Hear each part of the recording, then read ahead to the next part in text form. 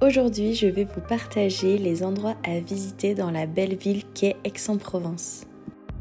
Après avoir déposé nos bagages, nous nous sommes directement rendus au cœur d'Aix-en-Provence sur le cours Mirabeau. À Aix-en-Provence, ce ne sont pas les fontaines qui manquent et elles sont toutes plus belles les unes que les autres. Vous pourrez les retrouver dans plusieurs endroits en ville. On s'est arrêté au bar Le Cézanne que je recommande vivement si vous souhaitez un cocktail et déguster quelques tapas.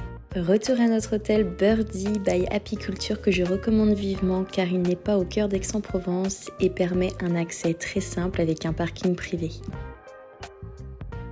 Le lendemain matin, nous sommes retournés sur le cours Mirabeau, nous avons pu faire le marché et aussi prendre notre petit déjeuner en terrasse au soleil.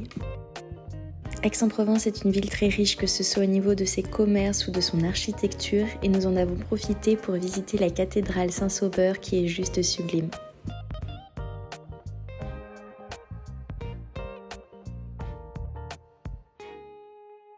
Nous avons ensuite pris la route de l'atelier de Paul Cézanne, grand peintre du 19e siècle. Nous avons eu la chance de visiter les jardins ainsi que son atelier. D'ailleurs, il faut savoir que cette maison ne lui servait que d'atelier et que Paul Cézanne habitait en ville. Cet étrange renfoncement que vous pouvez voir est en réalité un passage pour les plus grandes toiles qui ne passaient pas par la porte d'entrée. J'ai beaucoup apprécié cette visite, ça m'a rappelé l'appartement de mes grands-parents qui possédaient énormément de nature morte de ce grand peintre. Le Forum des Quarts d'Heure est une place très agréable où se trouvent énormément de restaurants. Nous avons mangé chez Valeria le Clan des Mamas qui est un restaurant aux spécialités italiennes.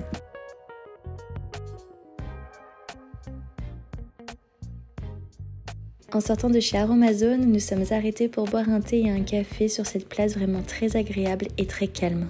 Le soir même, nous avons dîné dans le restaurant Le Miralex qui n'était pas loin de notre hôtel et que je recommande à 100%. Tout était délicieux. Ma routine minimaliste quand je pars en voyage, mon eau nettoyante démaquillante, ma crème de jour Neostrata 10% de AHA avec un SPF 20, mon acide glycolique pour le soir d'Aromazone et ce nouveau démaquillant que j'adore de chez Nuxe. Et j'ai donc terminé ce livre en week-end que je vous recommande. Nous avons donc quitté notre chambre le dimanche et sommes retournés au cœur d'Aix-en-Provence dans le but de faire le musée Granet. Je vous conseille de prendre vos places directement en ligne, ça vous évite d'attendre trop longtemps à l'entrée. Nous avons eu l'immense chance de voir l'exposition de David Hockney qui est quand même l'un des peintres, des dessinateurs, des graveurs les plus connus de l'art contemporain avec des œuvres extrêmement célèbres. Et si cela vous intéresse, cette exposition reste au musée Granet d'Aix-en-Provence jusqu'au 28 mai. Le musée Granet propose des expositions temporaires et des expositions permanentes. Il est vraiment très riche et regroupe des œuvres d'époque extrêmement différentes. C'est un lieu que je vous recommande vivement si vous êtes de passage à Aix-en-Provence.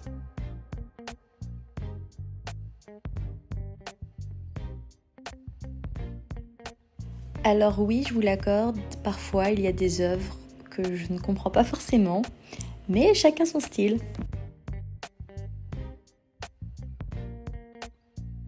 Pour le déjeuner, nous sommes retournés là où nous avions dîné le premier soir, c'est-à-dire au bar Cézanne. Ma bruschetta était tout simplement délicieuse.